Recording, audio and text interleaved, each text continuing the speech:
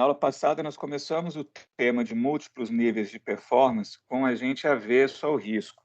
Nós formulamos o problema e mostramos que o problema era côncavo e, portanto, a condição de primeira ordem é suficiente para garantir a maximalidade do contrato ótimo.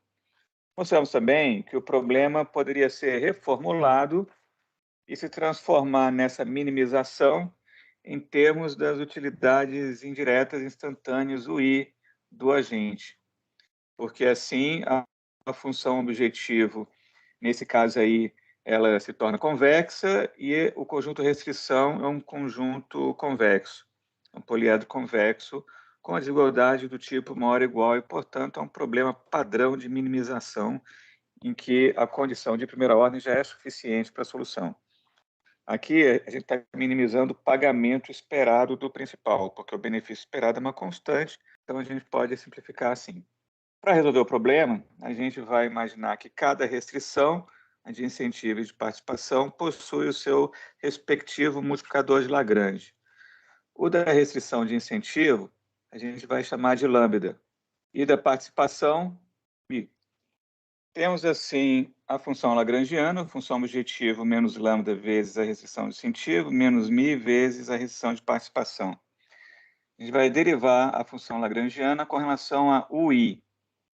Então, a derivada vai ser πi1 vezes a derivada de h no ponto i, menos lambda vezes delta pi, menos μ vezes πi1. Isso tudo aqui tem que ser igual a zero, pela condição de primeira ordem.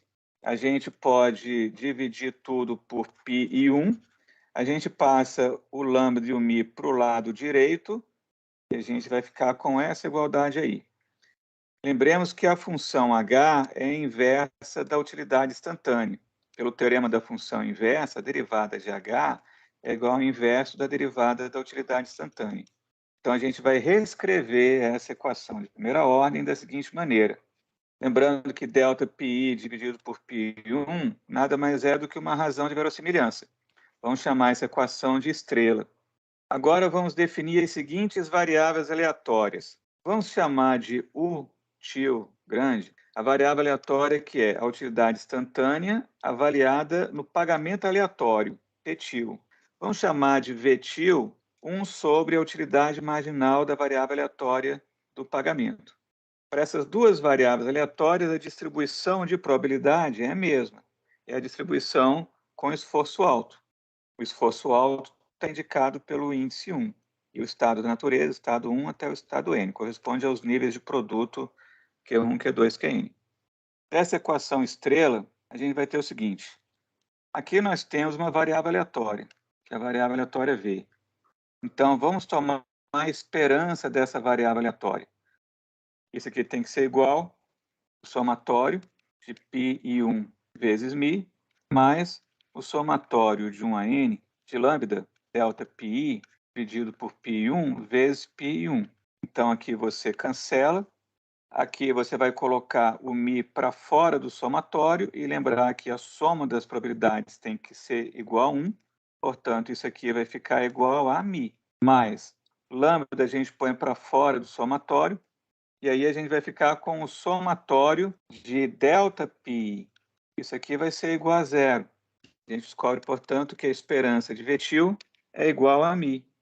μ é o multiplicador de Lagrange da restrição de participação. O que ele vai ser? Ele vai ser a média dos inversos das utilidades marginais das transferências. Novamente, a partir da equação estrela, vai multiplicar dos dois lados por U de TI, multiplicando agora dos dois lados por π1. E agora a gente vai somar dos dois lados. Agora, observe que U de TI é o I. Do lado esquerdo, a gente tem nada mais, nada menos do que a esperança matemática do produto de util com vetil. Do lado direito, a gente vai ter μ. Isso aqui o que é? Isso aqui é a esperança matemática de util. O μ, a gente sabe que é a esperança matemática de vetil, que a gente acabou de mostrar. Se a restrição de incentivo for binding, por exemplo, isso aqui vai dar psi, mas a gente não sabe ainda. Então, da expressão esperança do produto igual a μ vezes a esperança de util mais lambda vezes o somatório de delta pi vezes o i, a gente encontra a seguinte equação: a esperança do produto é igual ao produto das esperanças, mais lambda vezes o somatório de 1 a n de delta pi vezes o i. Pela condição de Kuhn-Tucker, Karush-Kuhn-Tucker, a condição diz que quando você tem o multiplicador de Lagrange da primeira restrição, a de incentivo, e multiplica pela restrição propriamente dita, esse produto tem que dar zero. Daqui, a gente tira o seguinte, que lambda vezes o somatório de 1 a n de delta pi vezes o i é igual a lambda psi. E é o que vai aparecer aqui, ó, naquela equação que nós encontramos agora há pouco, a lambda vezes o somatório de delta pi vezes o i. Isso aqui tem que ser igual a lambda psi. Sozinho, eu não posso dizer que o somatório necessariamente é igual a psi, porque eu não sei se essa restrição é binding. Mas eu posso falar alguma coisa sobre o produto de lambda vezes a restrição. Tem que ser igual ao produto de lambda vezes psi. Isso é a condição de Karush-Kuhn-Tucker, do problema de programação não linear. Então, aquela equação pode ser reescrita da seguinte maneira. O que é a covariância das variáveis aleatórias util e vetil?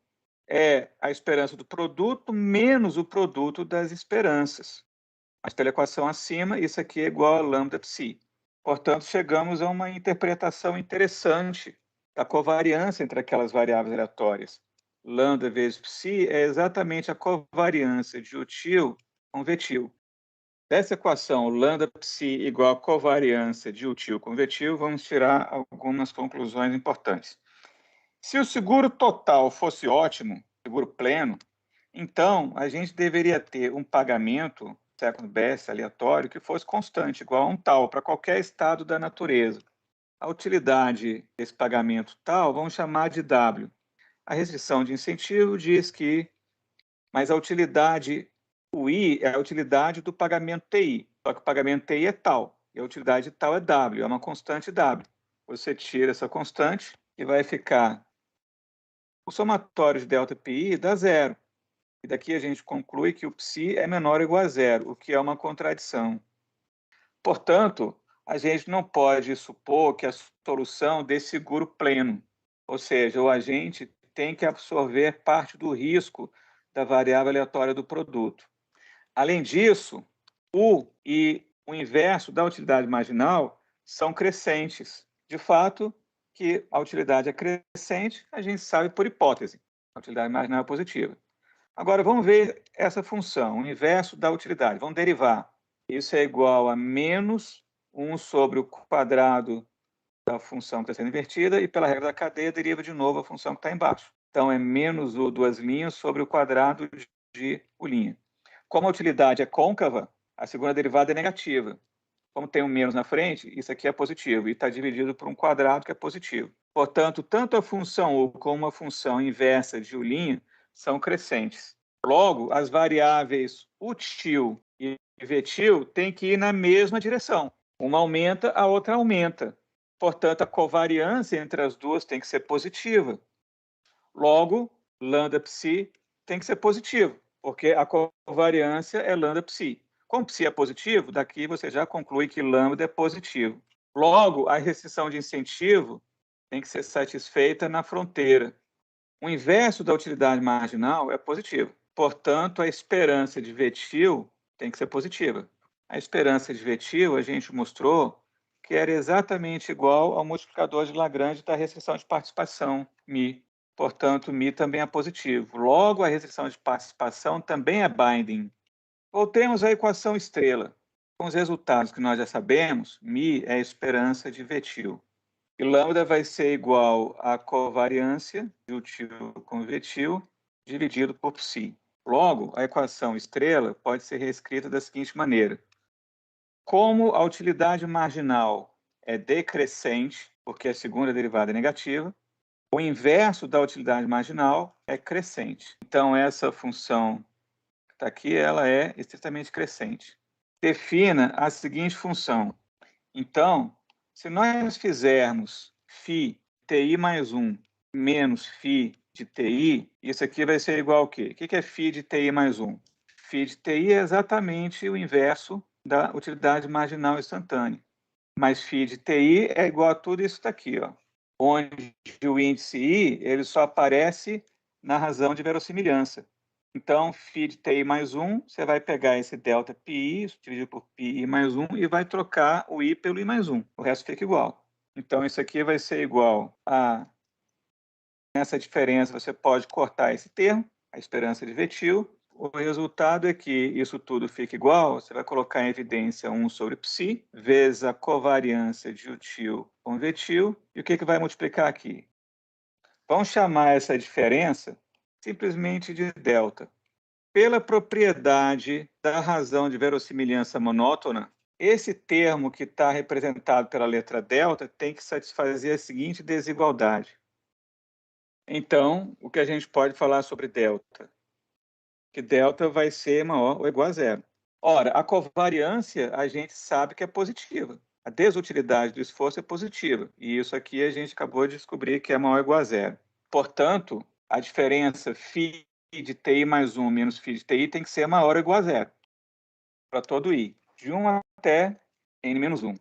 Como a função φ, que é o inverso da utilidade instantânea em TI, é crescente, como a gente afirmou, né, a gente mostrou, então, como as imagens vão crescendo, os pagamentos têm que ir crescendo também. TI mais 1 tem que ser maior ou igual a TI, porque a função φ é crescente. Logo, você descobre que os pagamentos obedecem à seguinte propriedade. À medida que os produtos vão crescendo, os pagamentos vão crescendo também. Os produtos mais elevados são mais informativos quanto ao esforço exercido, porque tem maior razão de verossimilhança, pela propriedade da razão de verossimilhança monótona. Quanto maior o produto, maior a transferência. Além disso, quanto maior o ganho de informação, isto é, quanto maior a diferença que está representada pelo delta, mais você aumenta o pagamento, porque você aumenta a diferença de φ de TI mais 1 com φ de TI. Então, fica uma diferença mais alta e, portanto, os pagamentos ficam mais altos, né? O TI mais 1 fica mais alto do que o TI. O benefício desse esquema de pagamentos é que não se criam incentivos para o agente sabotar o produto para receber mais. Somente a propriedade da razão de verossimilhança monótona pode garantir essa propriedade intuitiva. Para ilustrar isso, vejamos o que acontece quando a propriedade de razão de verossimilhança monótona falha. Vamos supor que, sem esforço, a distribuição de probabilidade dos produtos, vamos supor que tem 3 produtos, que tem um produto com 3 níveis, vamos supor que essas probabilidades sejam 1/6, 2/3 e 1/6. E vamos supor que a distribuição de probabilidade para o π1 seja a seguinte: 1/3, 1/3 e 1/3. Vamos calcular as razões de verossimilhança.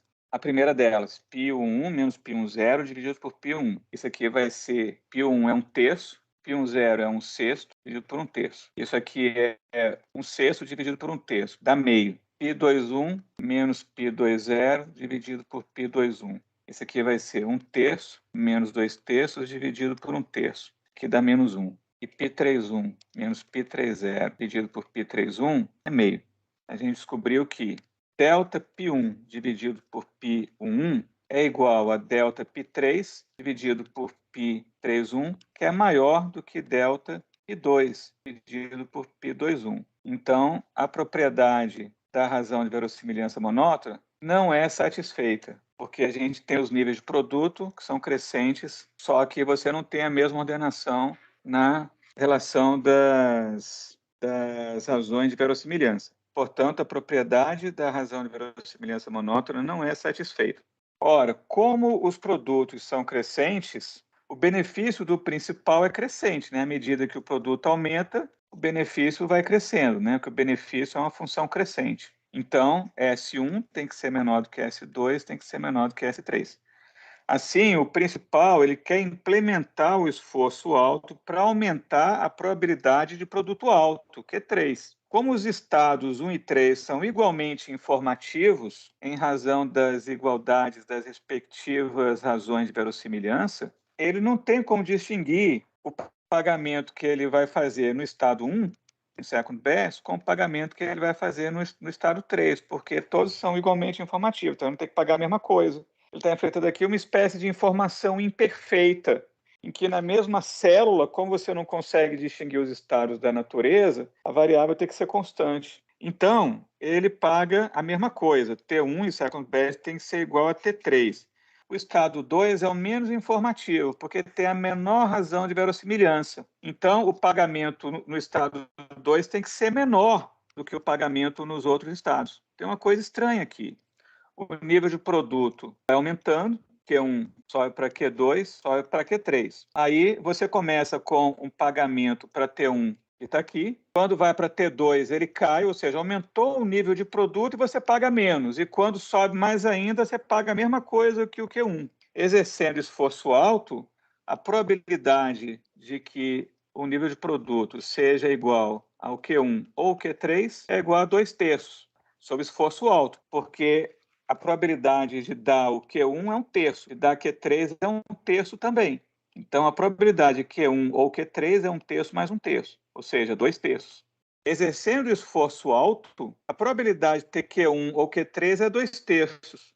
O agente tem igual chance de receber a maior ou a menor transferência. Se ele aceitar o contrato e mentir, exercendo esforço baixo, essa probabilidade é de 1/3. Então, basta você considerar o esforço baixo. A probabilidade de ter Q1 ou Q3, quando você vai na distribuição π0, o que era? Isso aqui era 1/6 mais 1/6. Isso dá 2/6, é 1/3.